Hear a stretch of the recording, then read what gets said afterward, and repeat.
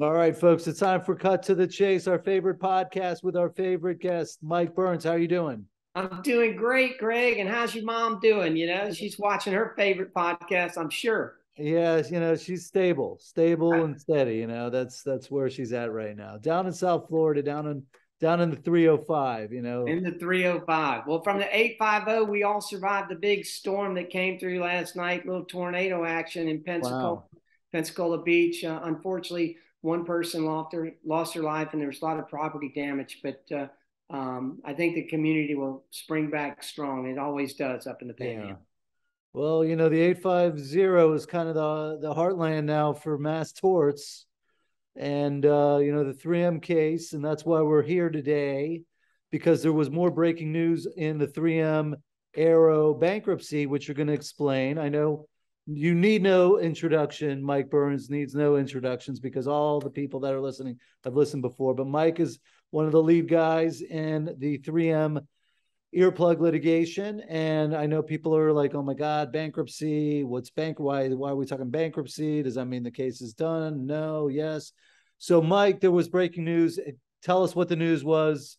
Tell us what the judge ordered, what the order was, and what it means, and where we're going. Sure thing, Greg. There is great news in the 3M MDL in front of Judge Casey Rodgers in Pensacola. And that basically took place up in Indianapolis, where Judge Graham dismissed the Aero bankruptcy case after a trial of a whole week plus a couple of days. So I think it went about 7-8 days, where the plaintiffs in that case, that would be us representing all the soldiers, filed a motion to dismiss, and Judge Graham sided with us and said, you know what? I don't think bankruptcy is the proper form here. You might not like what's going on in the MDL, but they can resolve this case in the MDL, and Aero is not threatened. They're able to pay their bills. They've got plenty of money. They're a thriving company, and absent this bankruptcy filing, there's no need for us to be in bankruptcy court. So the cases, and Greg, there was 23,000 3M cases and a little over 200,000 Aero cases. And so combined, there's 231,000 cases, the largest MDL in the history of the United States. And when you look at it, Greg, and I'm sure you read the footnotes, what's interesting here is this particular case makes up 30%, 30% of the civil trial docket in federal court across the entire United States. So there's 2,500 trial courts in the United States and federal district court. These particular cases are 30% of all the cases in the entire United States. And they're going back to be in front of Judge Casey Rodgers. All right. So just for those that don't why are we talking about Aero? Who's Aero? It's not ARROW. Aero was the company that initially manufactured the earplugs that are the subject of the litigation. They were bought out by 3M. And so that's sort of where they are involved in this case. They filed for bankruptcy, tried to get the bankruptcy court to give bankruptcy protection to 3M without having to file for bankruptcy. That got denied. And now 3M's bankruptcy petition has been dismissed as well. Correct. So there's no bankruptcy right now. It's likely, just like you and I had spoken early, that Aero will take the similar route that Johnson & Johnson did in the talc cases, and they'll try and appeal the case directly to the circuit that they're in. In this particular case, it would be the Seventh Circuit.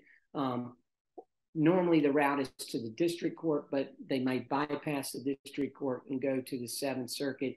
But I think going back and reading Judge Graham's order, he laid it out very well. It's about a 50-page order, and he was very precise and very accurate in his evaluation of the argument. And it looks like things are going to keep moving in the MDL. As you saw, Greg, recently, Judge Rodgers identified 31 cases across the country that she's looking to remand, and remand means send back to the district courts where those cases would be properly tried. And that could be the next move if settlement is not reached. Now, right now, the parties, the plaintiffs and the defendants, are both talking usually every day to work towards a settlement agreement. In this particular case, with Judge Herndon out of St. Louis overseeing that. And Judge Herndon is now the special master over settlement, and he was the special master during all the bellwether trials, if you recall. So yeah. Very, very good judge, and very much an expert in what he does. All right. Now, I would like, you're involved to some degree in these settlement discussions, which are confidential. And I don't want to, force you. I mean, what I really would like to do is take your head, split it wide open, and find out what is really good. But I don't even know what's going on. But there is settlement talks. Are you allowed to say whether there's progress or not, or you're not even allowed to really say that? Well, if you go back and read Judge Rodgers' recent order, she's put 2 orders out on the settlement, and she wants the process to continue because she believes that there is progress being made in the settlement between the parties. So I think Judge Rodgers is confident. She's confident in the parties. She's confident in Judge Herndon, and very hopeful that a settlement can be reached in the MDL. All right. And so typically with when in litigation, when there's settlement, or well, a lot of times that we call a mediation, when the parties basically realize that they cannot reach a resolution, they have an impasse. So that's effectively their way of saying to the judge, we cannot settle the case, give us a trial date, or we need to proceed. And Greg, that happened earlier in this case, right before Christmas, if I'm not mistaken. The parties agreed that there was an impasse, and at that point, 3M wanted to stay in the bankruptcy court. And as things progressed, Judge Rodgers thought it was a good idea, and I think the parties agree that it's a good idea to let's go forward and see if we can come up with a mediation. That's what it is, a mediation, and a settlement that the parties can agree upon. Usually when you have mediation, and you know this, you've been trying cases for many, many years, you don't always get what you want, but as a Rolling Stone, you get what you need. And so that's an agreement for the parties to come to some type of resolution. So that's what we're hopeful on. Brian Ailstock, Justin Witkins, Chris Seeger, and several others are working on the plaintiff side. And then, of course, 3M has their team of lawyers working together with Judge Herndon mediating the parties and the talks. Okay, so let's go back to the remand. So basically, you got all these cases that are filed all over the country. They get to the point where there's so many of them out there that the court basically convenes and decides we're going to take all these cases, transfer them to one judge who's going to start the whole process out, handle all the pretrial motions, handle a bunch of the trials, and then hopefully the cases settle, and that would be the end of it. And if they don't, the judge has the authority to basically say, fine, you guys are not going to settle. I'm going to remand or send these cases back to the courts where they originated, where the judges there could all try the cases. So you could theoretically have 20 cases going to trial at the same time. You could, Greg. And in this particular case, Judge Rodgers has picked 31 cases. And those cases go from, South Florida, Central Florida, Northern Florida, Northern Alabama, Northern Georgia, Texas. There's some cases in California, and a couple other venues or jurisdictions throughout the United States. So she's strategically placed those particular cases. Those cases are being worked up or have been worked up.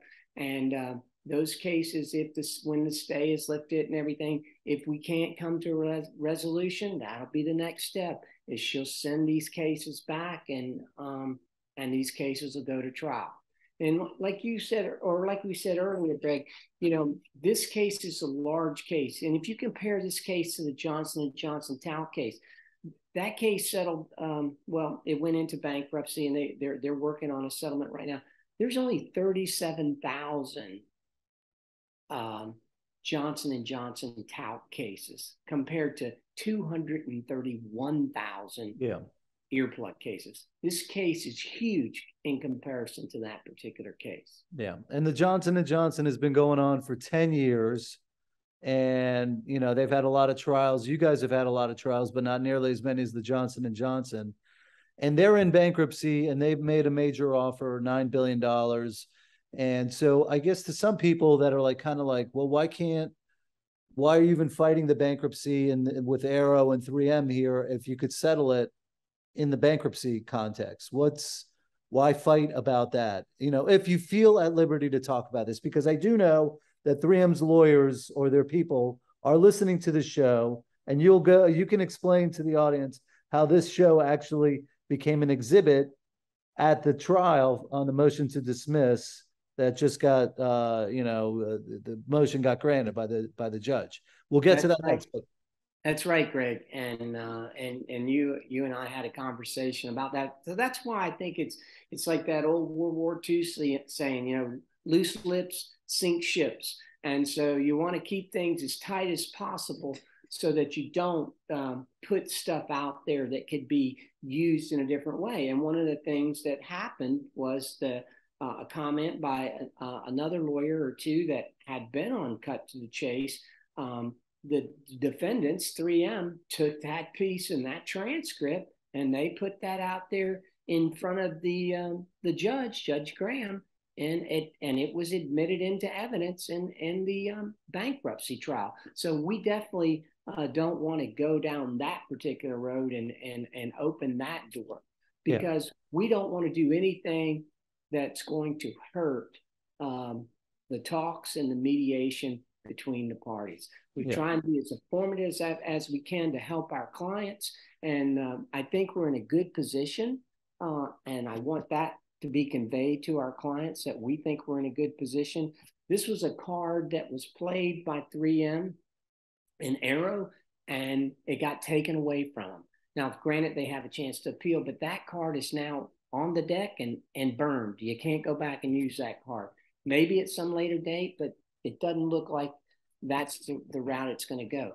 There are other two cards that are still in their hands, are the appeal on the government contractor defense. The 11th Circuit has not ruled on that, nor have they ruled on what's called the successor liability case, which Judge Rodgers has said all along that, you know, 3M has claimed responsibility for the Aero earplugs. And they even argued at one time in another court where she reduced a judgment against 3M on the liability issue, that there was only one party liable for the earplugs and not the multiple parties that Aero and them tried to argue in the bankruptcy. So we do want to keep it as tight as possible, but with those two rulings, if either one of those go our way, I think we'd be in much better shape. Or I think we're in good shape, but I think we'd be in great shape if those cards are taken out of their playing deck. Yeah. So like the gun analogy is, you got a number of bullets in your gun, and after a while you run out of bullets. And that's kind of where 3M Aero is. They're defending vigorously, and they're running out of bullets. I wouldn't say they're almost out of bullets, but they're running out of bullets. I mean, the government contractors, they say, well, we had a contract with the government to make these earplugs. We followed the specifications, and therefore the law says we don't have any responsibility. But here, it doesn't even sound like there was a contract with specifications. That's the main thing, Greg. This was an off the shelf item that they already had.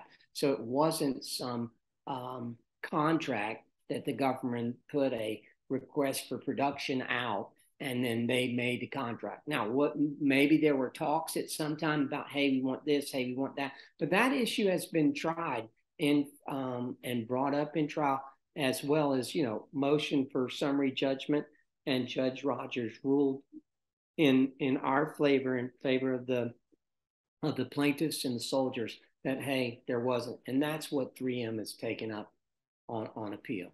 Okay, so I know this might be a sensitive topic, but I want to go back to it.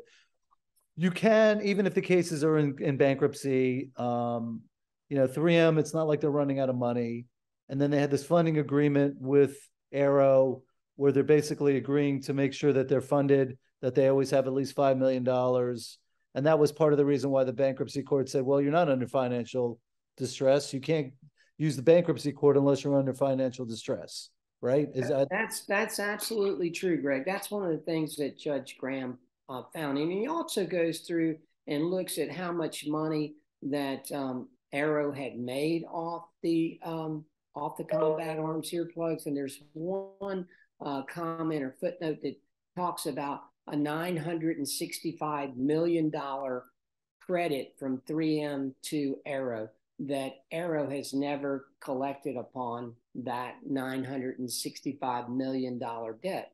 And their argument in the bankruptcy court was, well, if we went and collected that money right now, then we would have to spend that money down to $5 million out of our pocket before 3M had to fund any of the cases. So, there's a $965 million credit sitting over there off the earplugs. And Arrow doesn't have to, or Arrow doesn't get to really request the money from 3M until they get $5 million.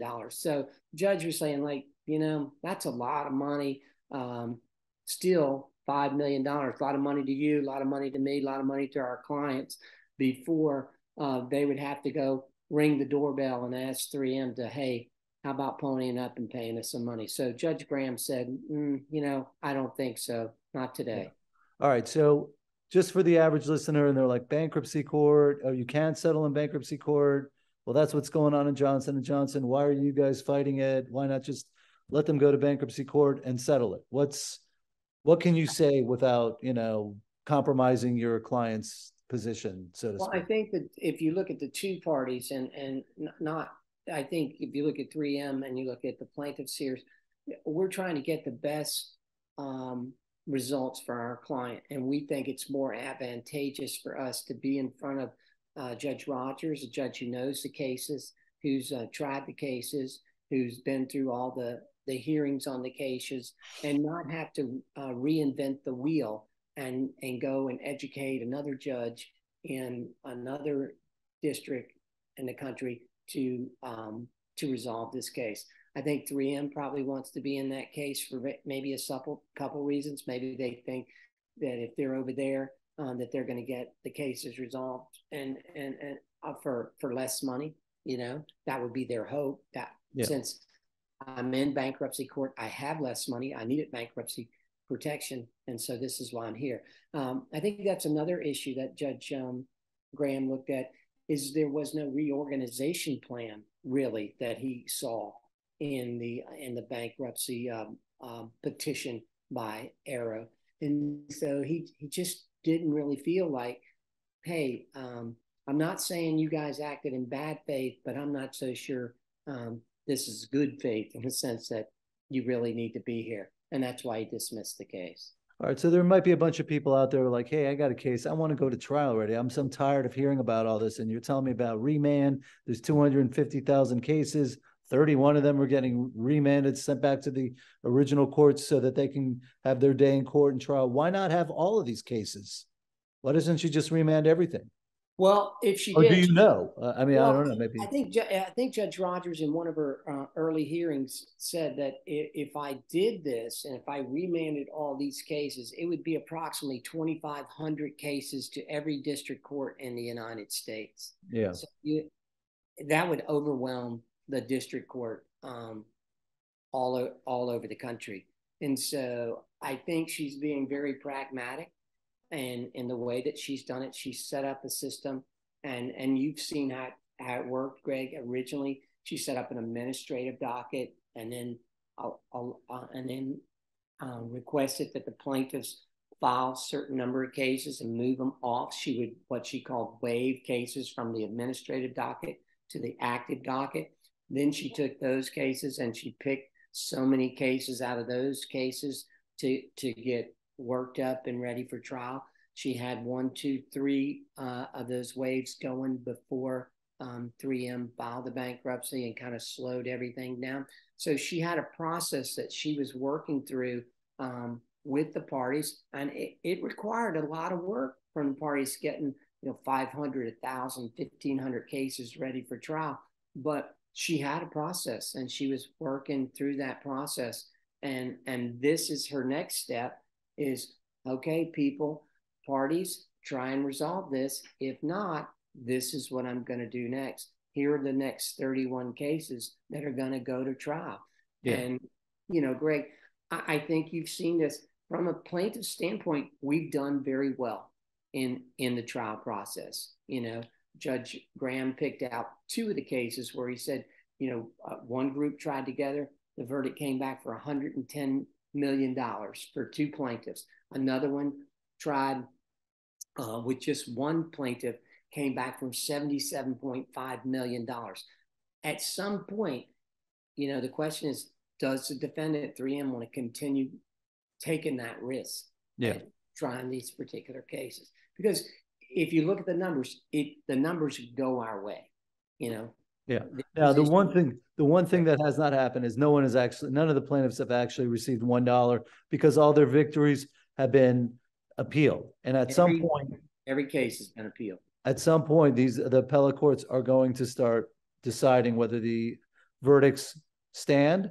And then, I guess they could take an appeal to the Supreme Court. But, again, you're running out of bullets. You're just firing a lot of bullets or whatever. And I know a lot of people are like waiting and getting frustrated and hearing how many updates is the cut to the chase. And, I'm trying to help move the process along. And there's so many moving parts. I have trouble figuring out what's going on. So my last question on the substance of moving these cases forward, where are they going?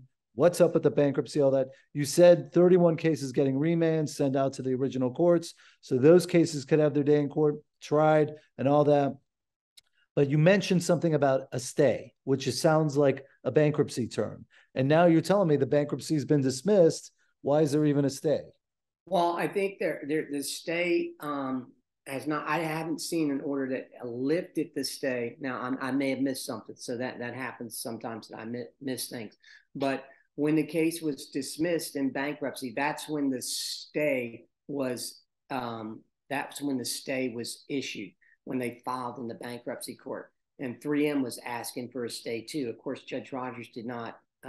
Judge Graham did not grant the stay towards 3M, so the case was still more. So a lot of times a stay may stay in place during the window for time to appeal, to keep that in place. Yeah. But I do believe that Judge Rodgers is going to actively remand these cases back to trial if we don't get results in a mediation. As long as she thinks that things are in progress, I think she's willing to maybe keep the foot off the gas. But you know how this docket has worked. She's like a NASCAR driver, and she pushes that pedal down, and she goes at full speed. I mean, Greg. I mean, COVID was going on through all this time, and Judge Rodgers was very adamant that we're going to get these soldiers their day in court. Yeah. We're not going to delay it. So. I think that's what you're going to see. I think she's very concerned that these cases get resolved, and she's going to do whatever she can to help push that car through the corner and make sure that the cases get resolved. And once she's got, and she knows how to use her cards, and she'll use them once she feels it's appropriate to put these cases back on the trial docket. Yeah. All right. Well, listen, surf's up, folks. 3M and Arrow, they're running out of bullets, I think. I don't know. And I know you're listening, 3M and Arrow, and I invite you to, call me up if you want to be on the show and give me your side of the story. Tell me how you didn't do anything wrong. And, the Judge Rodgers doesn't know what she's doing, and whatever you want to talk about. I'm open for discussion. Okay. And, if there's anything I can do to help get you to resolve and, these matters, maybe a quick little talk with me on my show will help you, get yourself to give compensation to all these veterans who have been, injured. Hearing loss is a major, the ringing in the ears. I have it. It's not pleasant, but own up to it. Maybe. I don't know. Maybe think about that. But that'll do it for this episode of Cut to the Chase. One of my favorite surfers, Mike Burns. My God, if you're in North Florida and the winds start picking up, I don't know. Maybe you don't want these days. You're getting hit with tornadoes. But in the early days, I know that Mike would hear those weather forecasts, and boom, that surfboard would go out, and you couldn't get him on the cut to the chase at that point, right? Because I'm like, where is he? Where'd he go? Like, oh, there he is. Oh my God. All right, Mike. Thanks for coming on the show. And one last thing, Greg. Happy Father's Day to all our servicemen out there and all the guys that we represent, you and myself included. But happy Father's Day to all the guys out there that listen to Cut to the Chase. All right. Thank you for that one, Mike. We will be back because I know there's going to be more updates. All right. Thank you, my friend. That'll do it for this episode of Cut to the Chase. You know what to do. I know there's been a lot of comments on my last shows with Mike, thanking us for the updates. They want more updates. So I'm doing what I can. I'm going to try to respond to all the questions from the last show. And so you'll know about this show also, and we'll keep the discussion going. All right. That'll do it, folks.